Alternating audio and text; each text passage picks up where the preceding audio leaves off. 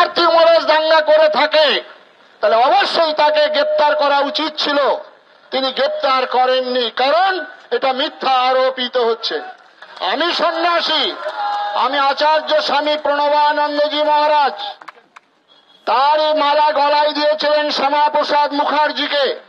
আজকে যারা আপনারা আছেন এই প্রজন্মের মানুষ, যারা বিভিন্ন মিডিয়া চ্যানেল, যারা রাজনৈতিক দলের পৃষ্ঠপোষক, তারা জেনে নেন শ্যামাপ্রসাদ মুখার্জি যদি না থাকতো তাহলে আজকে পশ্চিমবঙ্গে আমরা কোন রাজনীতি করতে পারতাম না।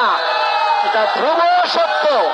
আর এটাও সত্য, আজকে 1000 বছরের পরাধীনতার পর, এত মানুষের হত্যাকাণ্ডের পর আমরা পেয়েছি মর্যাদা পুরুষোত্তম ভগবান রামচন্দ্রের ভোগ্য মন্দির, যিনি বনে বনে রৌদ্র বৃষ্টিতে কত কষ্ট করেছেন, আর সেই রামলালার মূর্তি প্রতিষ্ঠা এবং প্রতিষ্ঠা যিনি করেছেন ভারতবর্ষের প্রধানমন্ত্রী, তিনি বিজেপির নেতা নন। মনে রাখবেন, ভারতবর্ষের প্রধানমন্ত্রী 11 দিন যাবৎ যিনি জল খেয়েছিলেন, যিনি ভূমিতে শয়ন করেছেন, এমন করে প্রধানমন্ত্রীর যদি প্রশংসা করা হয় তাহলে আপনারা কি বলবেন? বিজেপির সাপোর্টার।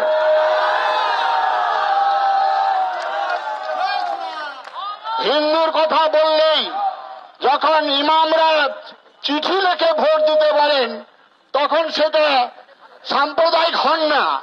কার্তিক মহারাজ যদি আবেদন করেন তাহলে সেটা সাম্প্রদায়িক। তার প্রমাণ আজকে আমরা কোনো অর্থ দিয়ে গাড়ি ভাড়া করে মানুষ আনিনি। আজকে হিন্দু সমাজের সংকট, ধর্মের সংকট, এই সংকটে বারে বারে ভারতবর্ষের মানুষ সম্মিলিত হয়েছেন। আমরা সনাতন সংস্কৃতি সংসদের মাধ্যম দিয়ে ব্রিগেড প্যারেড গ্রাউন্ডে 1,37,000 মানুষের সমাবেশ ঘটিয়েছিলাম। সেই সমাবেশে আমরা মাত্র 4 জন মানুষ ছিলাম। আমি ছিলাম বিষ্ণা প্রেম মন্দিরের স্বামী নির্গুণানন্দজি মহারাজ, নবদ্বীপের জগদ্ধাত্রী মহারাজ আর গৌড়ীয় মঠের বন্ধু গৌরব মহারাজ। মাত্র আমাদের আবেদন, করজোড়ে প্রার্থনা করেছিলাম, রাজশক্তি আমাদের সঙ্গে নেই, অর্থ আমাদের সঙ্গে নেই, আমরা মাত্র সন্ন্যাসী, আপনারা আসুন সনাতন ধর্মের রক্ষার তাগিদে আজকে সংকটাপন্ন নমস্কার, আমি সুধন বোস, আপনারা দেখছেন WBN ইন্ডিয়া। এইমাত্র যার কথা শুনলেন যে কার্তিক মহারাজ, ভারত সেবার সঙ্গে মহারাজ, কেন তিনি আজকে এই বক্তব্য রাখছেন এবং মাঠে নেমেছেন, ময়দানে নেমেছেন? কারণ এর আগে বেশ কিছু বিতর্কিত কথা আমাদের মুখ্যমন্ত্রী মমতা বন্দ্যোপাধ্যায় এই কার্তিক মহারাজ সম্বন্ধে বলেছেন। এমনকি এও বলেছেন যে তিনি রাজনৈতিকভাবে একটা দলকে, বিশেষ করে বিজেপিকে তিনি সমর্থন করে বেশ কিছু কার্যকলাপ চালাচ্ছেন। অতএব সেই ক্ষেত্রে একজন ধার্মিক লোক, ধর্মের ব্যাপারে যেখানে দেখার কথা সেখানে তিনি রাজনৈতিকভাবে তার ব্যবহার করছেন কেন, এটাই ছিল অভিযোগ। এবার তিনি দেখলেন যে কি বলছেন, সেক্ষেত্রে অবশ্যই তার বক্তব্যে বেশ কিছু রাজনৈতিক কথা এসছে। তিনি এটা পরিষ্কারই বলছেন যে রাজনীতির মধ্যে তিনি আছেন এবং সেটা এই ব্যাপার হিন্দু ধর্ম, সনাতন হিন্দু ধর্মকে বাঁচাতে গিয়ে তিনি যেটা করতে চাইছেন সেটাই তিনি বলছেন। আজকে আঘাতপ্রাপ্ত হয়ে, কোথার থেকে আঘাত পেয়েছেন? মমতা বন্দ্যোপাধ্যায় এর আগে একটা বাইট দিয়েছিলেন। সেই বাইটটা কি ছিল সেটা শুনলেই বুঝতে পারবেন যে কেন আজকে এই সাধু সন্তরা রাস্তায় মিছিল করে বেরিয়েছে এর প্রতিবাদে। সেটা দেখুন, আগে শুনুন। ভারত সেবা সঙ্গে অফিস আছে, ওরা সত্যি আমাকে খুব ভালোবাসে এবং মানুষের কাজ করে। কার্তিক মহারাজ তিনি আমাদের এজেন্ট বসতে দেয়নি, উনি আশ্রম চালান, আমার কোনো আপত্তি নেই। খবর আমিও রাখি, এলাকায় গিয়ে ধর্মের নামে আপনি বিজেপি করে বেড়ান, আমি বলছি আপনি করুন, কিন্তু বিজেপির চিহ্নটা বুকে লাগিয়ে রেখে করুন, লুকিয়ে কেন? বললেন মমতা বন্দ্যোপাধ্যায় কি বলছেন, কেন কার্তিক মহারাজ আজকে রাস্তায় নেমেছেন এত সাধু সন্ত নিয়ে, তার কারণ এইখানে এই মমতা বন্দ্যোপাধ্যায়ের কথার প্রতিবাদেই তিনি নেমেছেন এই দেখাতে সেবাশ্রম এবং ইসকন এবং আরও যে সমস্ত মন্দির প্রতিষ্ঠান আছে তাদেরকে বদনাম করা হয়েছে, এই বলেই তারা রাস্তায় নেমেছেন। এইটা ভালোভাবে অনেকেই হয়তো নেয়নি, সাধু সন্তরা তো বিশেষ করে, তাই তারা রাস্তায় নেমেছেন। কিন্তু কার্তিক মহারাজের কথায় একটা জিনিস বোঝা যাচ্ছে, রাজনীতি হচ্ছে। এবার মমতা বন্দ্যোপাধ্যায় বলছে এরা কেন রাজনীতি করবে। আচ্ছা, ভালো করে মনে করে দেখুন তো, পঞ্চায়েত ভোটে যখন শুভেন্দু অধিকারী কাউকে একটা খলিস্থানি এই কথাটা উল্লেখ করেছিল, তারপরে আমরা দেখেছিলাম কলকাতার বুকে একটা শিখ সম্প্রদায়কে নিয়ে, ধর্মগুরু শিখ সম্প্রদায়ে তাদেরকে জড়ো করে এই তৃণমূল কলকাতাতে একটা মিছিল করেছিল, অনেকটা এই সাধু সন্তদের মতনই সেটা ছিল শিখ মিছিল। অতএব এইটা দেখতে পাচ্ছি প্রত্যেকেই চেষ্টা করছে এই ধর্মীয় সংস্থাকে তার রাজনৈতিক কাজে লাগাতে, এটাই দেখতে পাচ্ছি। সে এইখানে ইমামদের নিয়ে এসছে, এই মমতা বন্দ্যোপাধ্যায় নিয়ে মিছিল করেছেন, এবার আমরা সেটা দেখেছি কলকাতার বুকেই।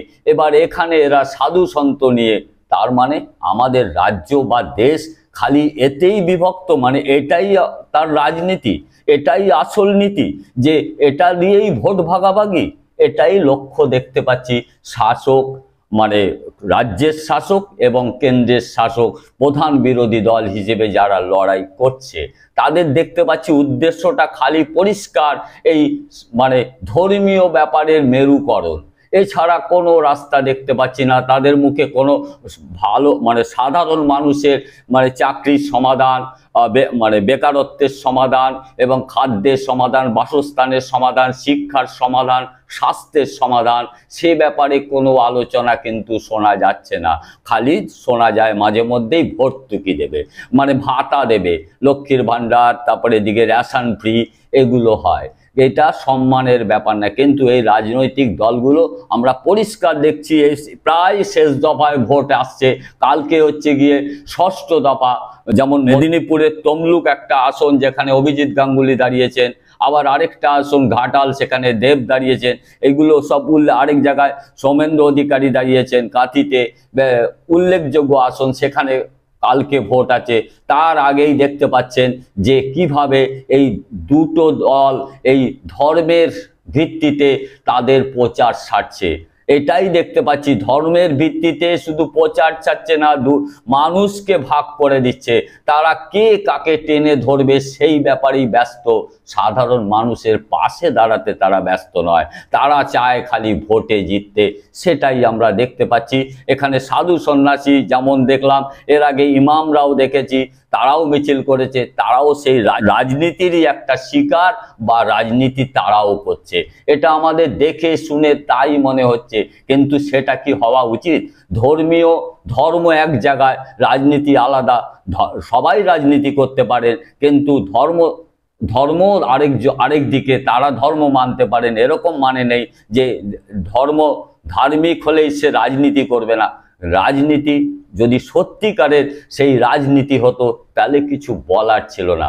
সত্যিকারের রাজনীতি মানে মানুষের স্বার্থে শ্রেষ্ঠ নীতি যা, সেটা হচ্ছে রাজনীতি। সেই রাজনীতি হচ্ছে কোথায়? এ তো একটা অন্যরকম ক্ষমতার নীতি হচ্ছে, টাকার নীতি হচ্ছে, রোজগারের নীতি হচ্ছে, সেইটা করতেই সমস্ত দল ব্যস্ত। অদ্ভুতভাবে দেখতে পাচ্ছি পঞ্চম দফা কেটে গিয়ে ষষ্ঠ দফায় পা দিচ্ছে আগামীকাল। এরপরে 1 জুন সপ্তম দফা, 4 জুন রেজাল্ট, ভোট হয়ে যাবে, মানুষ ভোট দিয়ে দেবে, কেউ জিতবে কেউ হারবে, কি হবে সেটা আমরা 4 জুনই জানতে পারবো। কিন্তু আমরা এইভাবে রাজনীতি চাইনি, এইভাবে কোনো দল জিতে আসুক সেটাও চাই না। চাই সাধারণ মানুষের স্বার্থে যেন তারা জিতে আসে, তারা এসে সাধারণ মানুষের কাজ করে, সেই দিকেই ভোট হওয়া উচিত। এটাই আমাদের মত। আপনাদের মত কি এই ব্যাপারে? এই ব্যাপারে আপনাদের থেকে জানার বিশেষ কারণ আছে, আপনারা আপনাদের মতামত অবশ্যই জানাবেন। আগামী দিন দেখা হবে অন্য কোনো প্রতিবেদনে। নমস্কার।